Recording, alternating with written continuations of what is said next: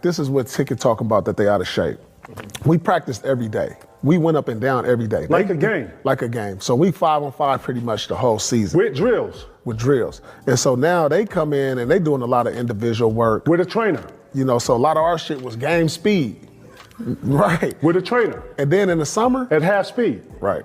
For 30 minutes. Right. But then they're gonna go play a 2-hour fucking game and think they gonna play. In the summer, we played ball. Ball, we played 5-on-5. For 7 hours. In the summer, they individual work every day. For 30 minutes. With one trainer. Yeah. And think that's gonna be the same shit. Like, what are we talking about here? Bro, motherfucker do a whole workout an hour by himself. I come in here, it's 5 niggas in one workout doing 30 minutes. Bro, this is not the same shit, bro. No. Then he gonna go run Red Mountain and try to kill himself. Yeah, that's why I wanted to bring up. Ticket, you had a pretty, memorable. I gotta guard a Tracy McGrady. I gotta guard a real nigga in fourth quarter and I'm tired of my legs done. How do I simulate that? I gotta go play against people like this, and then I gotta take my body and try to kill it. Because when you, listen, I'm gonna tell you something. This is what them motherfuckers don't tell you about game 4 or game 5 or game 7. When you in mud and they come down to LO and they call in a triangle, you gotta stop LO from Lloyd, and I'm stuck in mud and my legs ain't even, and then, you know what I'm saying? And then I get to the huddle and 3-4 niggas is falling out. Motherfuckers don't wanna play no more. Like, bro, you can't simulate this. This is the foxhole you in. So you try to put yourself in simulate. He would go to, what's the dunes you go to? Oh yeah, the dunes over there in Manhattan Beach. I'm going to the opposite dune where it look like a whole mountain. Yeah. He doing that when I'm doing this one. We both talking shit about what it take to get to the top. He talking about how he threw up. I talking about how I threw up coming down. He threw up on the way up. Like, Lord, who training like this? And why y'all training like that? Guess what? We get to the fourth quarter, we looking fresh. We dapping, yeah, nigga, you remember that? Right. Yo, what you nigga, let's get in there. Like, yo, I'm talking about, you feel what I'm saying? So. There's more movement, right? Let's just say they're circling.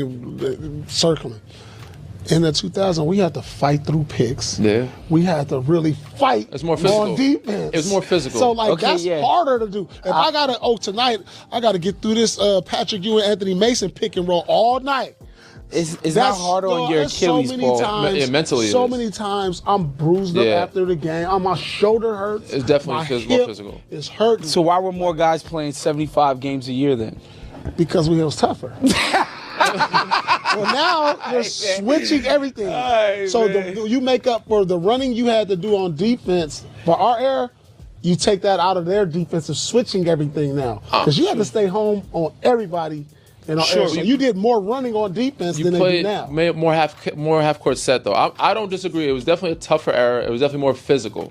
Yeah. But this era is more miles. They're getting more miles. They're running more marathons, bro. So that's why the tendons. You having a tendon issue. I do think they just do more. So it's more up and down. It's less half court set. Back then, so it's that makes it harder. More pinned down. No, I'm not saying it's harder. I'm just saying it's harder on your body. It's harder for the tendons. When I'm switching on defense every time down. No, but you're not. I'm switching. No, you're not. Every and now time. we're watching. Now I'm sitting up here on defense watching the ISO ball. You're taking it different. Like I'm not saying it's harder. I'm saying it's harder for your tendons on the body than it is. Like I think that was probably a harder. The defense mentally, harder to play. Mentally and physically, I think it was harder than to actually do it. But Paul's saying these guys aren't tough enough to play 75 games. When we ran through the middle of the paint, you was getting hit. You was gonna get hit. Yeah, you was. You was gonna get hit way more.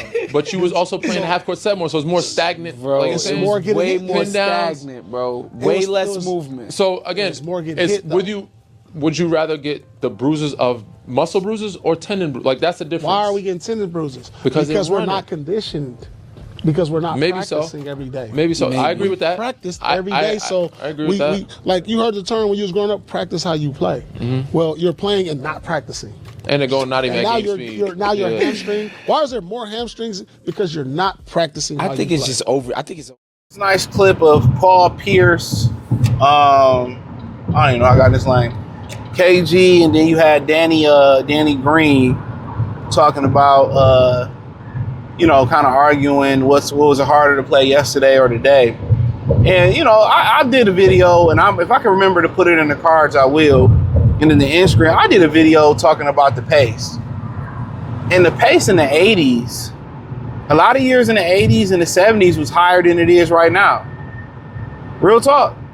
Because think about it, if they were averaging over 100 points, and they were, this is why you got to research for yourself, and they was only shooting maybe 6 threes a game between two teams, and they were scoring 120, 110, 100 points. They must have, and it was tougher. It was more stringent. You know, the fouls wasn't as easy. You probably wasn't getting that many free throw attempts. They had to be going up and down. That's what common sense tell you.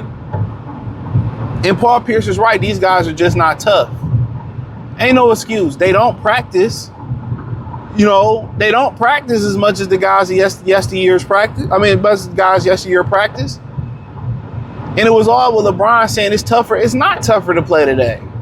You don't even have to go through 7-footers no more. You don't have to go through real big men, right? You got Jokic and you got Joel Embiid. Them is like really the only real centers. Cat want to be a stretch 5. Anthony Davis want to be a wing with fries on the side. You know what I'm saying? So when you really listen to what they saying, they're right. You don't have to go over Mount Mutombo. You don't have to go against a nigga that look like Kevin Willis. You know what I'm saying? Who gonna chop you at the work? You don't have to go through Lambeer and Mahorn and Rodman. You ain't got to go through Oakley, Mason, the Davis brothers, real physical basketball players. You know what I'm saying? These dudes not going over real 7-footers, bro. Patrick Ewing, Alonzo Mourning. You know, guys that'll put you on your ass, guys that'll elbow you. You know, physical guys like the grind ain't the same. They was going through way more physicality. This whole thing where the pace was so much more stringent than it was back then. That's a lot. In the 90s, yeah, the pace dipped. The pace dipped in the 90s. The game was a lot slower in the 90s. But when you start talking about the 80s, the pace was rampant, bro. The pace was rampant. I've done videos on this. They're taking all these threes. So that's a bailout. So you're not even you're not even really earning foul. Everything is a foul. That's why you got unethical basketball, foul baiting. Paul and KG is telling the truth. Danny Green don't know what he's talking about. Oh, it's more on your it's not more on your tendons, nigga.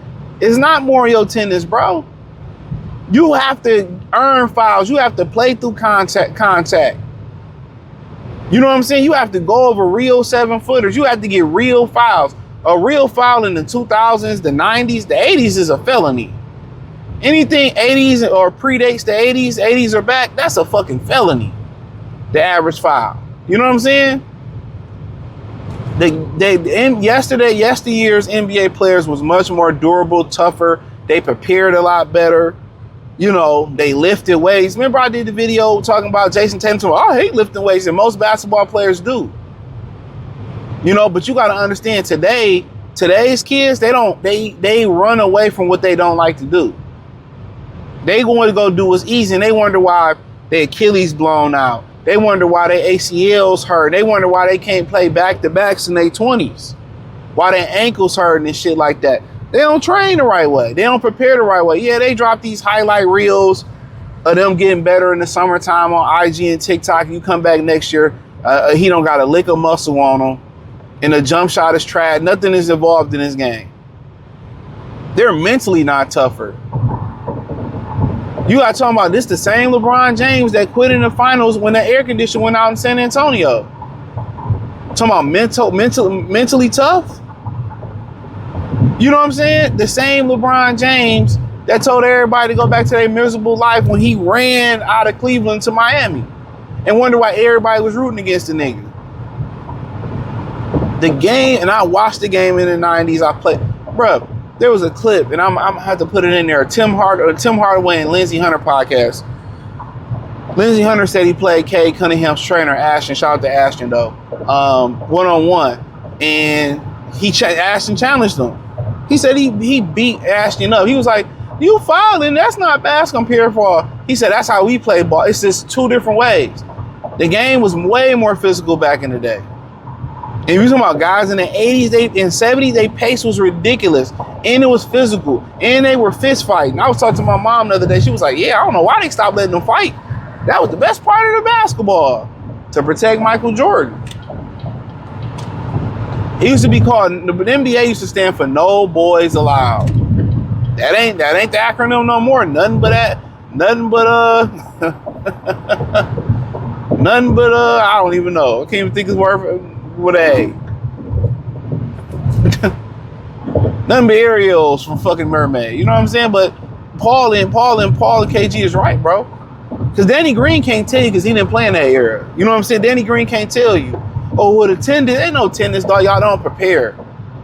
Y'all don't prepare. You used to see NBA players who like Kevin Willis. Dwight Howard was like one of his last of a dying breed. You usually see NBA players built like Dwight Howard all the time.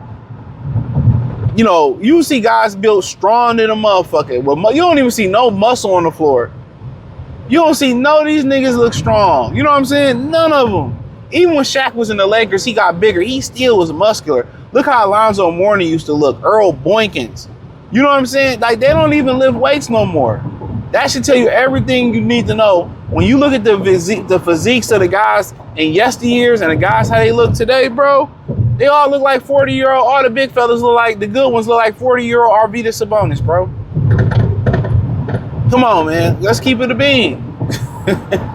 But hey, man, let me know what you think in the comment section. Thumbs up the video, share the video, subscribe to the channel. Appreciate the love and support. Hit the link in the description. Say you can find me on the Linktree, X, Instagram, Patreon, the whole 9. Peace.